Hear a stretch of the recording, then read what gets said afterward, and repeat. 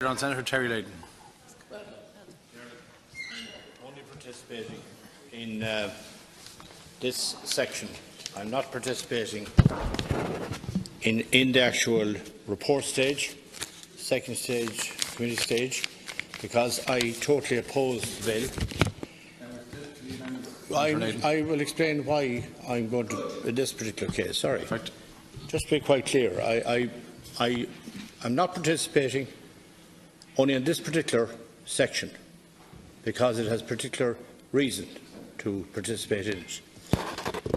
I believe a conscientious objection is an honourable thing to have.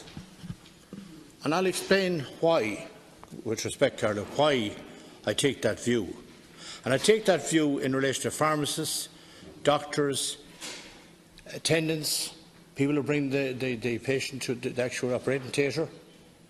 They can have a really conscientious objection to say, I won't do that.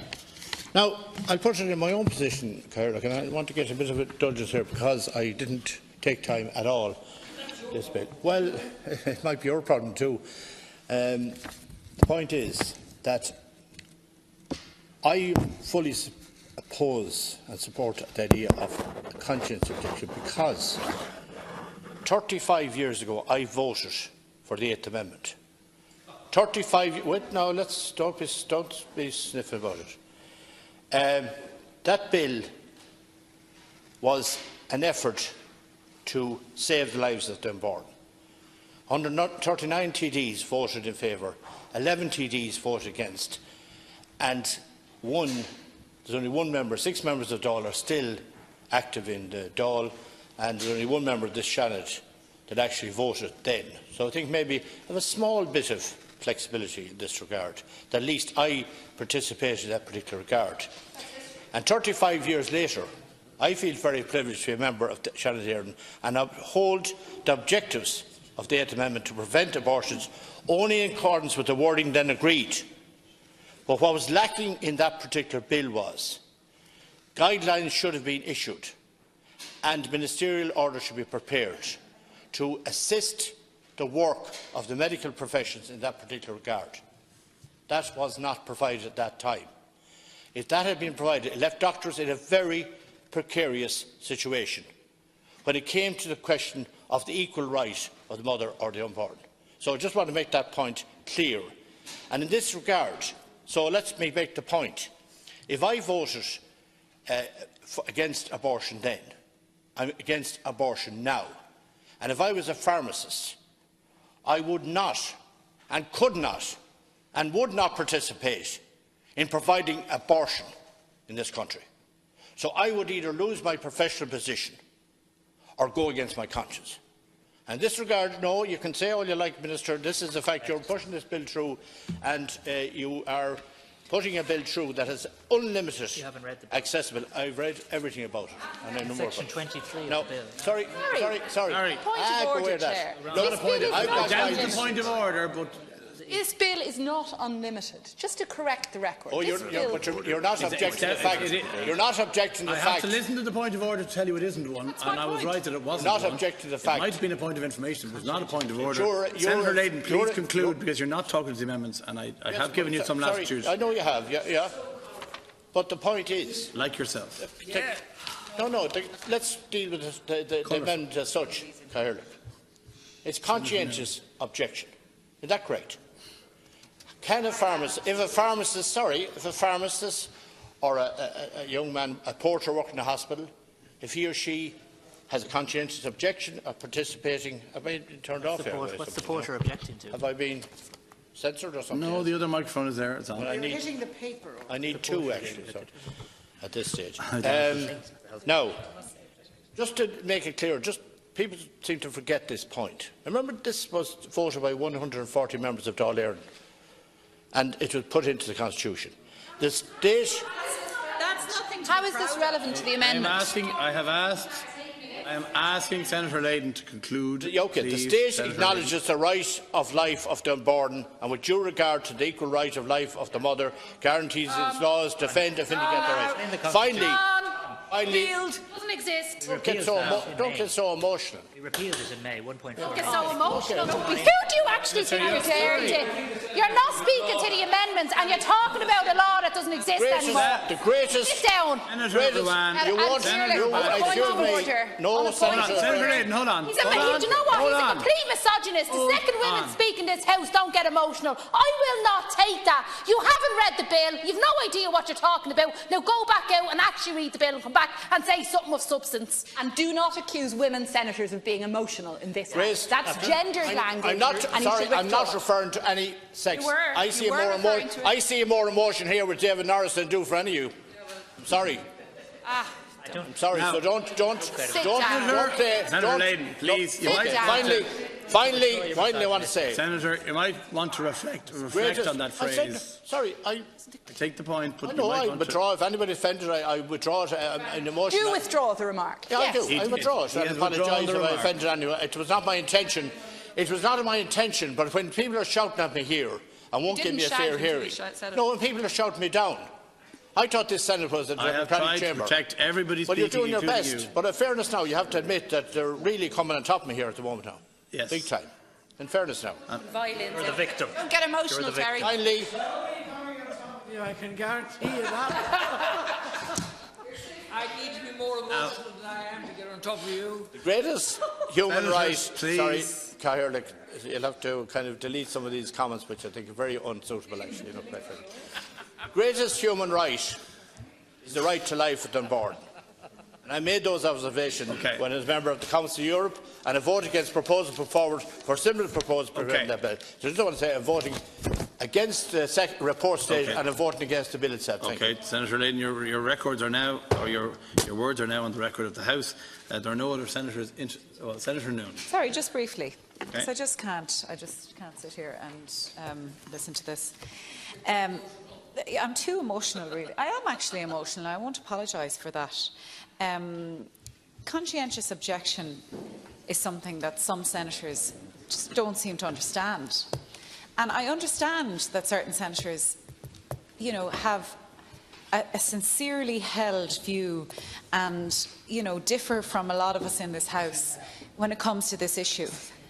But coming in here boasting about having put the 8th Amendment into the Constitution in the first place, when it's been repealed by 66.4% of the population, it's just difficult to take at this point in the debate, especially when somebody is completely disconnected from the discussion that's going on.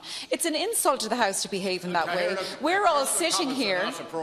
And we have to listen to this condescending, misogynistic language coming from one of our colleagues. It's not good enough. It's not good enough, and everything that he said was factually incorrect. On a point of order, I'm sure, but anyway. I am the very opposite to that allegation.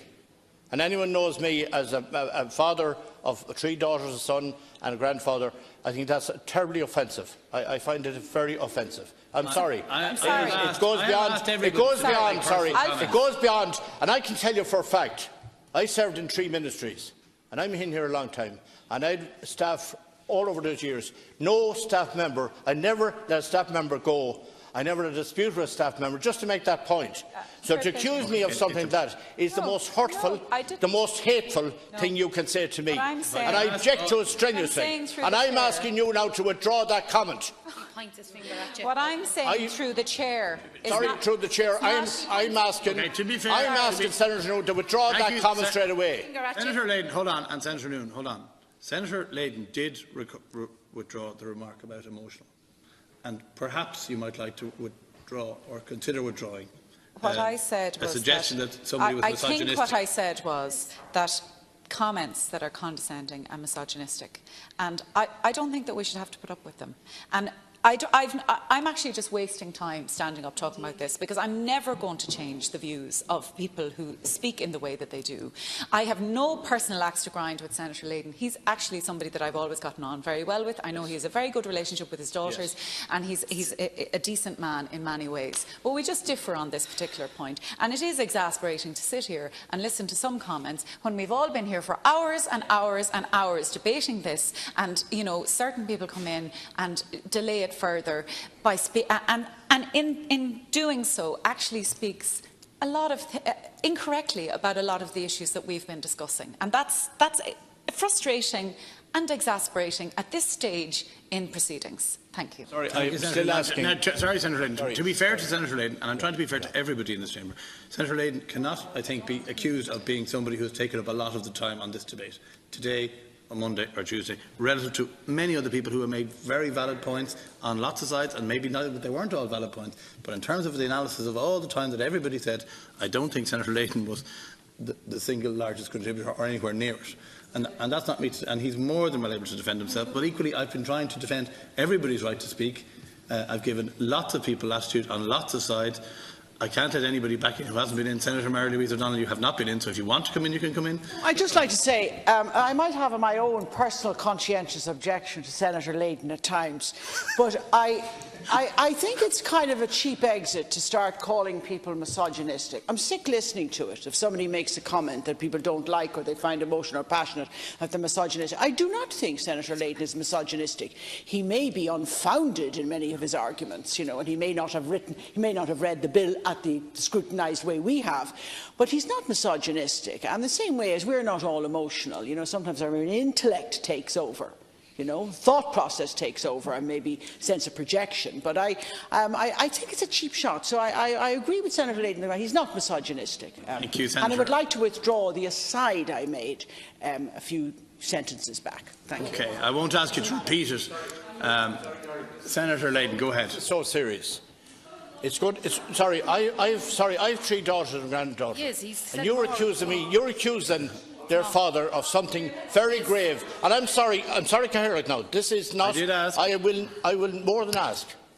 I regard this as one of the most offensive comments made to me in all my life in public life. And I agree, sorry, Senator, I thank you very much for your comments. But what you're doing now, Senators, you're harming my family. You're damaging my daughters. I'm sorry, Cahirlock. You're calling me something which is gravely wrong. Gravely offensive, oh my God. Gravely hurtful, gravely actionable. If you make that statement outside the House, I will sue you. I will take you to the courts, and I challenge you now as a solicitor. You make that statement outside Dáil Éireann, and outside Shannon Éireann, and I'll take you to the courts, and I'll prove you were wrong.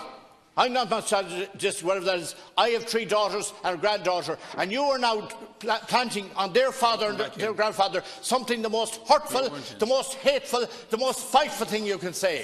And I'm appealing to you now. Appealing. Respect I had for you in the Council of Europe.